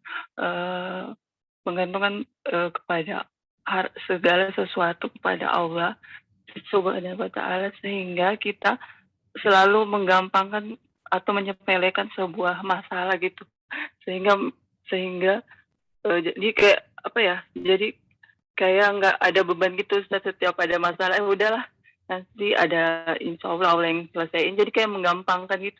Apa benar itu sifat gitu Ustaz, atau waswas setan? Barakallahu fiik. Wa fiik barakallah. Naam. Jadi begini. Tawakal tidak menafikan ikhtiar. Jadi ketika seseorang bertawakal dengan kuat, tawakal itu ketika hati betul-betul terpaut kepada Allah Subhanahu wa Ta'ala, meyakini bahwa baik dan buruknya hidup kita, maslahat, manfaat, madarat, sehat, sakit, hidup, mati di tangan Allah Subhanahu wa Ta'ala, bahagia, celaka di tangan Allah Subhanahu wa Ta'ala. Namun keyakinan penuh akan hal ini bukan berarti membuat kita kemudian berpangku tangan dan tidak berikhtiar dan memiliki perencanaan-perencanaan. Tidak ada manusia yang lebih kuat tawakalnya melebihi Rasulullah SAW. Namun coba kita belajar dari misalnya salah satu kasus ada hijrahnya beliau. Beliau SAW ketika hijrah, beliau menghijrah ini dengan sembunyi-sembunyi, dengan mengajak Abu Bakar. Kemudian melakukan jalur memutar melalui Gua Thawr dan bermalam di sana 3 malam. Arah ke arah negeri Yaman, bukan ke arah kota Madinah. Dan menyewa seorang penunjuk jalan. Dan beragam macam kewaspadaan yang ditunjukkan oleh Nabi SAW. Sedangkan beliau menjalani perintah-perintah Allah, yaitu menjalani hijrah atas perintah Allah SWT. Walaupun demikian, beliau dengan menjalani perintah ini dengan tawakal yang penuh. Ya, dengan tawakal yang penuh dan ikhtiar yang penuh kepada Allah Subhanahu wa Ta'ala. Jadi memang benar bahwa segala urusan di tangan Allah Subhanahu wa Ta'ala. Namun keberhasilan itu telah Allah gariskan sebab-sebabnya. Allah telah gariskan yang menjadi penyebab seseorang itu benar berhasil atau tidak. Sebagai contoh, Nabi SAW mengajarkan misalnya dalam hadis yang sahih dalam Sahih Bukhari, ihris ala ma yanfa'uka wasta'in billahi wa la ta'jaz. Fokuslah kamu kepada yang bermanfaat untuk dirimu, mintalah pertolongan kepada Allah dan jangan pernah lemah dan surut. Dan kemudian jika wa in asabaka syai'un fala taqul law anni fa'altu lakana kadza wa kadza walakin qul qadarullah law syaa fa'al. Ya, ketika kamu fokus memohon pertolongan kepada Allah, fokus ini ikhtiar yang totalitas ya kepada apa yang sedang dituju. Kemudian minta pertolongan kepada Allah. Kemudian tidak pernah kendor dan surut, tidak pernah putus asa, tidak pernah berhenti di dalam berikhtiar. Ya, tidak patah semangat. Dan Nabi SAW setelah mengingatkan, jika kamu ditimpa sesuatu yang berbeda dengan yang kamu rencanakan, maka jangan pernah mengatakan jikalau, andai kata, dan yang semisalnya. Karena andai kata itu membuka pintu syaitan. Namun katakanlah bahwa ini adalah ketetapan Allah, apa yang Dia kehendaki itu yang terjadi. Jadi setelah totalitas di dalam ikhtiar, totalitas di dalam tawakal, baru setelah itu kita pasrahkan hasilnya kepada Allah Subhanahu wa taala. Jangan salahkan tawakal kita atau kemudian kita mengatakan ya inilah memang kehendak Allah, kita rugi. Tapi karena memang kita tidak totalitas di dalam ikhtiarnya atau tidak totalitas dalam tawakalnya. Sehingga para ulama menegaskan bahwa seseorang yang tawakal penuh tapi dengan minim ikhtiar, dia telah meledek sunnah, menghinakan sunnah Nabi Shallallahu Alaihi Wasallam. Karena Nabi SAW tokoh yang paling utama di dalam menghidupkan ikhtiar. Ketika perang Nabi SAW menggunakan baju besinya itu bisa sampai double, 2 baju besinya Nabi SAW. Ya, apakah beliau tidak tawakal? Beliau manusia yang imamnya orang-orang yang bertawakal, tapi ikhtiar dengan penuh totalitas. Wallahu a'lam bishawab.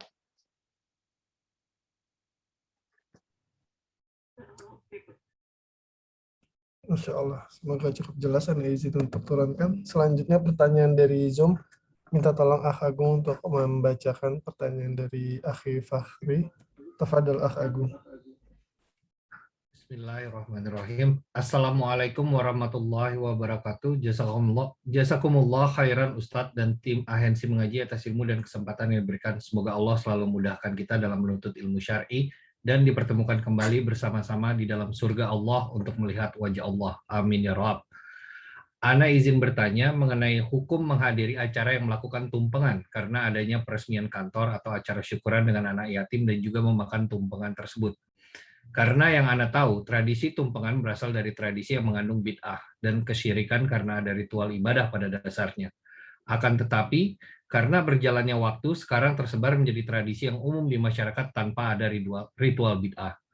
Yang ingin Ana tanyakan, apakah jika sudah tersebar di kalangan masyarakat tanpa ada unsur ibadah, apakah tumpengan hanya menjadi tradisi yang mubah? Pertanyaan berikutnya, Ustadz, jika tumpengan tetap haram, apakah jika kita menghadiri acara tersebut, kita melakukan syirik kecil atau bid'ah, ataukah ada unsur tasyabuh dalam acara tersebut? Mohon nasihatnya, Ustadz. Barakallahu fiik.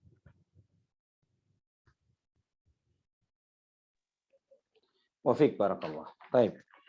Tumpengan. Jadi coba kita lihat bahwa menghukumi sesuatu itu terkait dengan hakikat dari sesuatu tersebut. Jadi ketika kita melihat acara tumpengan ini, saya melihat dari 2 hal yang berbeda. Pertama, tumpengan karena menyajikan nasi kuning model tumpeng, ya, tanpa ada ritual-ritual apapun, ya memang dibentuk nasinya seperti itu. Kita pesan kepada catering yang minta tolong nasinya dibuat model kerucut tumpeng begitu ya, misalnya. Terus kemudian yang kedua adalah tumpengan dengan paket lengkap ritual-ritualnya, ya, dengan segala filosofi-filosofi yang dihadirkan di balik ritual tumpengan itu. Wallahu a'lam bishawab. Untuk yang pertama, kalau itu hanya sekedar nasinya model tumpeng, ya bahkan sekarang ini pengajian, ya pengajian itu kemudian disajikan nasinya untuk menghormati sang ustadz, nasinya tumpeng. Ini pernah anak hadirin, anak tidak tahu, anak diundang ngisi kajian di satu kantor. Subhanallah, ketika Ustadz kita antum jangan pulang dulu ya, makan dulu nih. Ya baik. Subhanallah, nasinya nasi tumpeng. Ya, apa hukumnya? Mubah-mubah saja. Ya, nasi tumpeng ini sesuatu yang sifatnya mubah karena itu hanya sebagian dari budaya dan seni yang untuk makannya, untuk memodel bentuk makanannya seperti itu, ini tidak jauh beda dengan misalnya kurma ajwa di kalangan masyarakat jahiliyah. Ya, kurma ajwa di kalangan masyarakat jahiliyah itu sebagian mereka itu menjadikan kurma ajwa sebagai bahan baku pembuatan Tuhan, berhala. Ketika mereka beribadah, mereka sembah Tuhan ini. Namun ketika mereka lapar, mereka comot sedikit demi sedikit dari butir-butir buah kurma itu mereka konsumsi. Wallahu a'lam bishawab. Namun jika yang kedua adalah bahwa ritual tumpengan itu dengan segala paket lengkapnya, dengan ritual filosofi kesyirikan yang ada, dieksplor semuanya, di copy paste seutuhnya, dan itulah yang terjadi kesyirikan yang ada di sana. Wallahu a'lam bishawab. Jadi kalau konteks yang pertama itu sifatnya mubah, dan terlebih lagi kita hidup di masyarakat kita ini yang penuh dengan beragam jenis budaya, namun terkait tentang penyajian mode makanan, yang mungkin terkadang makanan XYZ, kadang bubur saja, bubur itu di negara kita ini ada filosofi tertentu. Ini bubur merah, bubur kuning, bubur hijau, bubur ini dan itu mengandung filosofi spesifik terkait tentang bagi suatu masyarakat. Nah, kebetulan antum doyan dengan bubur itu. Ya, antum minta dibuatkan oleh istri antum atau orang tua antum, tolong buatin bubur 3 warna, misalnya 5 warna, saya tidak tahu ya, dan saya tidak punya bayangan tentang ini. Nah, tapi karena apa? Karena memang doyan, pengen coba bubur hijau, merah, putih, dan yang lain sebagainya. Ya, hal yang seperti itu, bagaimana hukumnya? Boleh-boleh saja. Kalau misalnya masyarakat tertentu, misalnya rendang Padang misalnya. Ternyata rendang ini terlahir dari sebuah mitos atau ritual ini tertentu. Ya, yang tidak keluar kecuali pada acara-acara tertentu. Ini contoh, misal saja ya. Dan kemudian menjadi sebuah tradisi. Ya, maka misalnya kebetulan orang tua anak dari sisi ibu keturunan India, ya keturunan India. Nah itu ada misalnya makanan khas kue mereka itu namanya gulab jan. Ya, gulab jan ini suatu manisan yang keluarnya biasanya dari tradisi Hindu pada ritual-ritual besarnya mereka. Namun kemudian dari keluarga orang tua ini tidak ada ritual-ritual itu, tidak pernah terlahir, tidak pernah muncul. Tapi munculnya ketika Idul Fitri, Idul Adha. Ketika Idul Fitri ada tamu, ada kue-kue basah atau manisan yang seperti itu. Bagaimana hukumnya adanya makanan-makanan itu? Makanan pada dasarnya selama tidak mengandung hal-hal yang diharamkan oleh Allah, hukumnya mubah. Wallahu a'lam bishawab. Baik Ustadz, sebelumnya Ana izin bertanya dulu Ustadz, masihkah ada peluangan waktu untuk beberapa pertanyaan? Kira-kira Ustadz, Ana ada di kolom chat masih ada 2 pertanyaan, insya Allah. Boleh, 2 pertanyaan ini. Bismillahirrahmanirrahim. Baik, akan izin bacakan.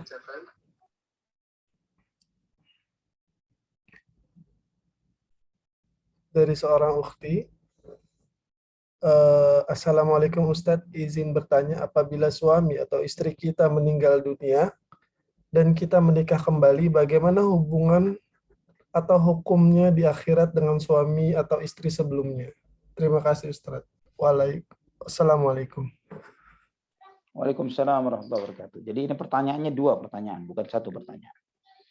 Bagaimana seorang istri yang meninggal oleh suaminya, kemudian dia menikah lagi? Dan bagaimana seorang suami yang ditinggal mati oleh istrinya, kemudian dia meninggal lagi? Ini yang mana dulu yang Anda jawab, Akram? Masya Allah, ternyata 2 ya Ustadz. Kondisinya beda secara hukum. Nah, Anda jawab yang istri dulu. Ketika seorang istri, dia meninggal dunia, suaminya meninggal dunia, kemudian dia meninggal lagi dengan suami barunya, bagaimana statusnya nanti di akhirat jika ditakdirkan semuanya masuk surga? Ya, dengan takdirkan semua masuk surga. Suami yang pertama masuk surga, suami yang kedua, yang terakhir masuk surga, dan dia masuk surga. Dia milik siapa? Dia adalah milik suami yang terakhir. Dia akan dinikahkan dengan, ya artinya milik suami yang terakhir. Itu yang terjadi, ya, itu seperti itu. Sebagaimana dalam banyak sekali hadis-hadis Nabi SAW dan yang lainnya, banyak sekali asar para sahabat radhiyallahu anhum, di antaranya Ummu Darda radhiyallahu anha, sepeninggal Abu Darda radhiyallahu an, dilamar oleh beberapa sahabat, di antaranya sahabat hebat seperti Muawiyah bin Abi Sufyan, ganteng, kaya, pejabat, ya. Namun Ummu Darda tidak mau. Ketika ditanya kenapa tidak mau, saya berharap nanti satu surga dengan suamiku, Abu Darda radhiyallahu anhu. Kemudian contoh yang lainnya adalah Asma binti Umais radhiyallahu anha. Asma binti Umais, subhanallah, ini di antara wanita yang mulia, di antara para wanita para sahabat. Asma ini pernah dinikah suaminya, semuanya ahlul jannah. Semuanya ahlul jannah.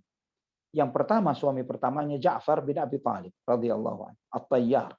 yang diberi oleh Allah 2 sayap di surga untuk sebagai pengganti kedua tangannya yang terputus di jalan Allah Subhanahu wa taala. Suami keduanya Abu Bakar As-Siddiq radhiyallahu anhu. Allahu akbar. Abu Bakar As-Siddiq. Suaminya yang ketiga Ali bin Abi Thalib. Ali bin Abi Thalib radhiyallahu anhu. Dan dari Ja'far punya anak, dari Abu Bakar punya anak. Sampai pernah terjadi dialog antara anaknya Ja'far dengan anaknya Abu Bakar di depan Ali bin Abi Thalib ketika sudah menjadi istrinya. Ketika dua anak ini saling membanggakan abahnya, bapaknya. Abah saya begini. Kata anaknya Ja'far. Anaknya Abu Bakar mengatakan, ayah saya begini. Ayah saya lebih hebat dari ayah kamu. Terus begini.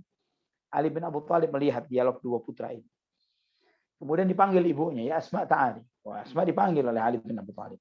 Ini anakmu berselisih tentang abahnya masing-masing. Ya, berselisih tentang abahnya masing-masing. Silahkan kamu yang menghukumi, kamu sebagai ibunya. Maka Asma radhiyallahu anha mengatakan kepada putranya Ja'far, ayahmu khairu syababi qaumi. Khairu syababi qaumi. Ayahmu wahai putra Ja'far, ayahmu Ja'far bin Abu Thalib adalah pemuda terbaik di zamannya. Pemuda terbaik di kaumnya. Wa amma Abu, dan kemudian ngomong kepada anaknya Abu Bakar, amma abuka khairu kuhuli qaumi. Adapun ayahmu adalah orang dewasa, ini tadi pemuda, ini orang dewasa yang terbaik di kaumnya. Itu adalah Abu Bakar. Ali bin Abi Thalib mendengar jawaban dari Asma binti Umais radhiyallahu anha seperti itu, beliau cemburu. Beliau mengatakan, kalau pemuda terbaik adalah Ja'far, saudaraku, lelaki dewasa terbaik adalah Abu Bakar, saya tersisa apa? Saya ini apa? Saya suamimu. Kata Asma binti Umais, engkau adalah suamiku dunia dan akhirat. Ya, aku akan menjadi istrimu di surga kelak. Ini terkait tentang seorang wanita. Jadi wanita akan menjadi istri dari suami terakhirnya jika keseluruhannya ditakdirkan masuk surga. Namun bagaimana dengan seorang laki-laki yang dia misalnya istri yang meninggal dunia kemudian dia menikah lagi? Bagaimana status istri itu? Milik siapakah? Ya, jelas seorang suami akan dinikahkan kembali dengan istri-istrinya. Ya, apakah istrinya itu satu atau lebih dari satu? Ya, ketika suami dan istri ini dimasukkan ke dalam surga secara keseluruhan, maka istri-istri tersebut akan disatukan dengan suaminya di surga nanti. Ya, itulah kenapa ummahatul mukminin, ibu-ibunya orang beriman, istri-istri Nabi kita Muhammad sallallahu alaihi wasallam, mereka adalah istri-istri Rasulullah sallallahu alaihi wasallam di surga kelak. Wallahu a'lam bishawab. Baik. Masya Allah, barakallahu fiik Ustaz. Syukran atas jawabannya. Insya Allah ini pertanyaan terakhir sebagai penutup dari pertanyaan teman-teman semua. Ana izin bacakan saja ini dari Alfa. Assalamualaikum warahmatullahi wabarakatuh Ustaz. Semoga Allah senantiasa memberikan rahmat dan keberkahannya kepada Ustaz dan umat muslim di seluruh dunia. Afwan bertanya Ustaz, Ana pernah mendengar bahwa orang yang gugur syahid di jalan Allah sebenarnya tidaklah mati. Apakah itu benar? Lalu apakah para nabi dan rasul diberi otoritas untuk mendoakan umatnya dan doanya diijabah? Syukran jazakallah khair atas penjelasan dan nasihatnya. Barakallahu fiik. Wa fiik barakallah. Benar bahwa para syuhada la tahsabanna alladziina qutilu fi sabilillahi amwat bal ahya'un 'inda rabbihim yurzaqun. Jangan engkau mengira bahwa mereka-mereka yang terbunuh di jalan Allah itu mati, namun mereka hidup di sisi Tuhan mereka, diberi rezeki oleh Allah Subhanahu wa taala. Jika para syuhada mereka tidak mati, maka terlebih lagi para nabi dan para rasul, mereka hidup di sisi Allah Subhanahu wa taala. Namun kita harus paham, hidup mereka disebut dengan kehidupan di alam barzakh. Hayatul barzakhiyah, kehidupan di alam barzakh. Tidak seperti kehidupan kita di zaman ini, di kehidupan dunia. Berbeda. Bukan berarti kehidupan mereka itu berarti bahwa mereka hidup seperti kehidupan kita, bisa diajak ngomong, bisa kita bermunajat, memohon kepadanya dan lain sebagainya. Tidak berarti seperti itu, ya. Bagaimana dengan doa para nabi kepada kaumnya, kepada umatnya? Doa para nabi kepada umatnya tertera dalam Al-Qur'an dan sunnah Nabi Shallallahu alaihi wasallam.